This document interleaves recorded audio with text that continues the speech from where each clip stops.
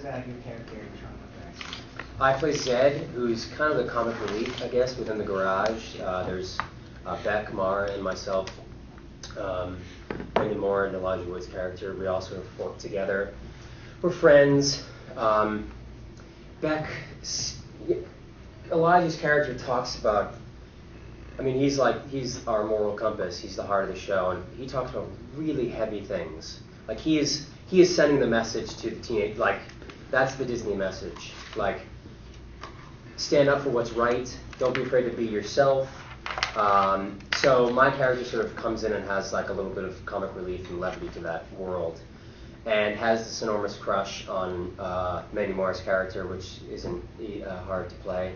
And then throughout the series, he sort of changes as he's the one. Beck is the renegade and fights against what's happening, and Zed doesn't want to fight. He just wants to listen. If we just put our heads down and just say follow what they say and don't push back and don't rebel, we'll be safe and we'll be okay. And the renegade is causing too much problems.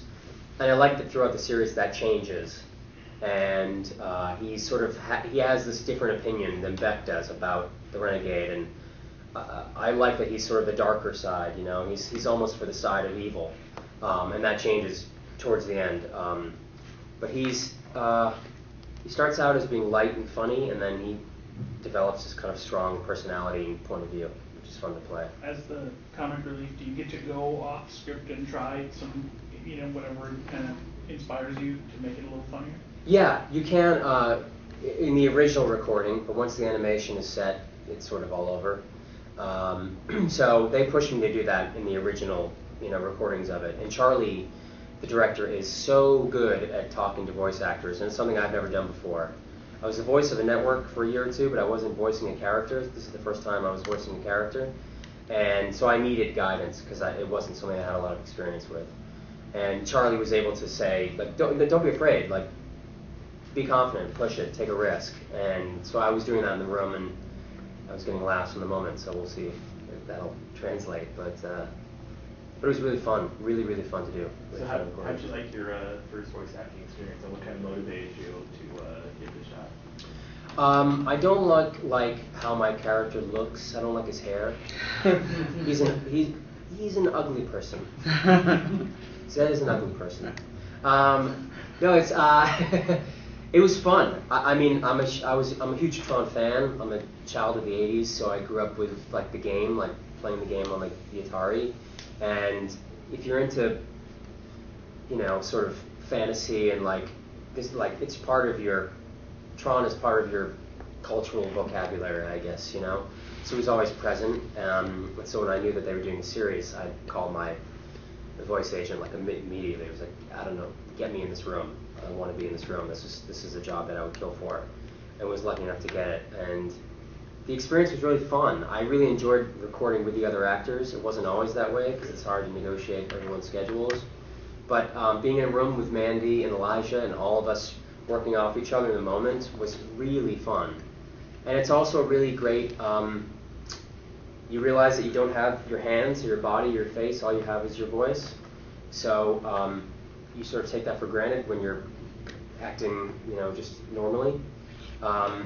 So it made me work that muscle and do like much more specific work, with my voice as opposed to the rest of me. So that was a challenge. That was like a big challenge. And it's also incredible how enormous this is. Like, television takes 8 days to shoot. A movie may take 3 months to shoot. We started this, the first reading was like 2 years ago. And that's why it's so good. That's why Pixar movies are great. There's no rush. Like, let's get this right. Let's make mistakes and fix them and take our time creating this perfect product. And it's the same with this series. Disney's super behind it. And as a performer in a series, like on a TV show or a movie or whatever, whether or not the people who are supporting you support you, Disney is behind this like full bore. And it's because the content is good. It's because the writing is really good and the animation is beautiful and the voice performances are great. So we'll see if people show up. You never know. But the product is it's something I'm really, really proud of and excited to like talk about. Awesome. Yeah. now you mentioned that Zed goes from kind of comedic relief to a darker spot. Do we see any like physical conflict between Zed and Ben? You do. But Zed doesn't really know it because it's the Renegade, and he's able to sort of square off with the Renegade and sort of give him a piece of his mind and saying like, you're ruining it for all of us. Like, you have to follow. We have to be safe, and we can't step out of line. But there's I don't want to get. I've already said too much. I don't want to give much more away about how. There's a lot of. I spent a lot of time in a booth in Burbank making weird fight noises, which is a very kind of embarrassing thing to do. But then you just sort of like say, screw it, I just need to make these noises. But yeah, it's fun, and then it's fun to see the final product. I had to do some re-records like 6 weeks ago or so I saw some of like episode 13 or 14, and it's just, if you're a fan of Tron and of some good animation, it's like it's a thrill. It looks really, really great. Does Zed have any clue what Beck is up to? No. I mean, no. He's oblivious. He's too in love with the Mara character to pay attention to specifics. So no, I mean, he's sort of completely oblivious to what's happening. I think Abel knows. Reginald Johnson plays Abel, and I think he sort of has an idea of what's happening a little bit, and that's revealed as the series goes on. But no, he's more sort of caught up with himself. But I talked to Charlie early on when I first saw like the animatic and the drawing of this character, and I was like, he needs to. Can we send him to a hair salon in the grid? Is there a hairstylist in the grid that he can get a haircut from? But yeah, I could answer that question fully, but I'll wait till you see the show. When you're developing the voice for your character and saying, okay, this is my Zed voice. Yeah. What are the mechanics to get you there? The first thing that helped me was Charlie giving him an age and making him older and younger. That helped me a lot. And then having the voice where you place the voice in your mouth. If it's more like in the front of your mouth as opposed to the back. This guy, he's in the drawing. He's like sticks his mouth, his bottom lip. He has like big lips in the bottom, and is like he kind of juts his Adam's apple out. And so I would do that when I was recording to try to match up the image that I had. But it's more. I don't know. It's to me, it was just sort of following Charlie's lead, and he would give me like percentages. He's like, give me 10% more, and for some reason that clicked in my head. Like I saw it like as a dial, just like dial it up, dial it down, and that helped me. But it was something I needed help because I had no experience doing it, and Charlie's worked with a lot of voice actors, so he was able to sort of help guide me through. But it's where the words are placed in my mouth was the most helpful. I think that's the first thing that I sort of realized. How does dialogue in the Tron world compare to Aaron Sorkin dialogue? There are no walk and talks on the grid. No politics. Well, there's politics in the grid. It's very strange that my first network television experience was on an Aaron Sorkin series because it sets the bar like impossibly high. Like after that show was canceled, I was looking at other TV opportunities. I was speaking to my agent. I was like John Lennon needs to come back from the grave and write an hour-long drama. Like, does Jesus have anything like that? I mean, there isn't anyone better. And it's in like the newsroom. I'm so excited to see, but I'm also like, I'm sort of heartbroken. Like, oh, those lucky bastards who do that show. But these writers are exceptional as well in that they're more confined because it's Disney XD and they have to market to a very specific age.